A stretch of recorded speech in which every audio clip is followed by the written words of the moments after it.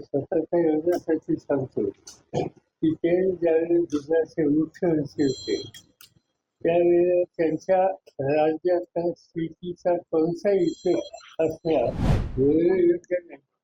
मूळ प्रमाणाचे शेत होते म्हणजे ते दुसऱ्या जातीचं धर्माचं असतं पार्लमेंटमध्ये जे उजेड वाढलेलं असतं ते देशाचं उजेड असतं. आणि असं असताना ते जे कालपासून असं चालतंय की मुस्लिमांचं वेगळं मुस्लिमांचं वेगळं हे कधी होऊ शकत नाही. बजेट एका जाती धर्माचं असत नाही, ते देशाचं असतं. काल त्यांनी एका शब्दाचा वापर केला, वोट जिहाद हा काँग्रेसचा डाव आहे, म्हणजे इंडिया आघाडीवर आरोप केला त्यांनी. असं आहे की त्यांच्या नुसतं सांगण्यासारखं काही नाही. त्यामुळे हा विषय ते ज्यावेळेस करतात ते जे बोलत आहेत सध्या त्याचं एक टक्का सुद्धा ठरलं नाही. कशासाठी आपण ज्यावेळी देश चालवायचा असेल त्यावेळी जाती धर्माचा विचार करून देश चालवत नाही. याआधी पंतप्रधानांच्या अशा प्रकारच्या सभांमध्ये कधी याआधीच्या पंतप्रधानांनी कधी भाषेचा वापर केला नाही. कशा प्रकारे बघता तुम्ही एकंदरीत पंतप्रधानांच्या भूमिकेत? त्यांचा कॉन्फिडन्स झालेला नाही. ज्यावेळेस कुठं करायचं तर धर्म जात या नावाने सुरू केलं. पवार साहेब, इंडिया आघाडीचं सरकार आलं तर काल मोदींची जी सभा झाली ती पिंपळगावच्या बाजार समितीत झाली आणि त्या ठिकाणी शरदचंद्र पवारचे नाव होतं बाजार समितीला, ते झाकण्यात आलं होतं आणि त्याच सभेमध्ये मोदीजी असं म्हणत आहे की पवार साहेबांनी काय केलं कांद्याच्यासाठी.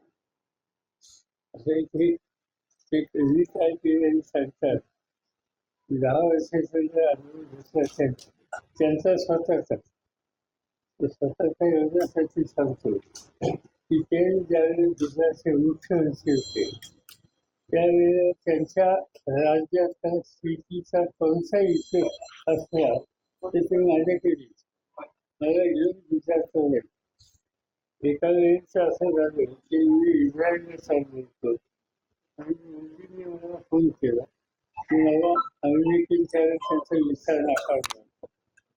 त्यांनी सांगितलं मला इस्रायलमध्ये की सर शेड्यूल तुमच्याकडे करायची इच्छा आहे तुम्ही मला घेऊन चाला. त्यांना मी घेऊन गेलो. इस्रायलमध्ये ॲग्रिकल्चरची टेक्नॉलॉजी या सगळ्या गोष्टी त्यांना सविस्तर करण्याने 4 दिवस जातो.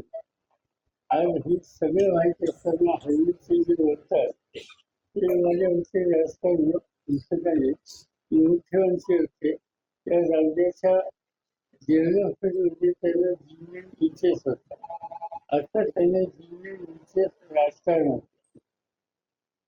पवार साहेब, इंडिया आघाडीचं सरकार आलं, देशामध्ये इंडिया आघाडीचं सरकार आलं तर बाहेरून समर्थन देऊ असं ममता बॅनर्जी म्हणाले. साहेब, काल जे कार्यक्रम झालं मोदींचं त्या कार्यक्रमामध्ये काही तरुणांनी कांद्या प्रश्नावरती बोला अशा पद्धतीची घोषणाबाजी केली.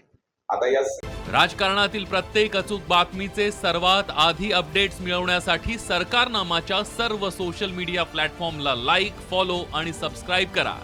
तसंच सर्व नोटिफिकेशनसाठी बेल आयकॉन प्रेस करायला विसरू नका.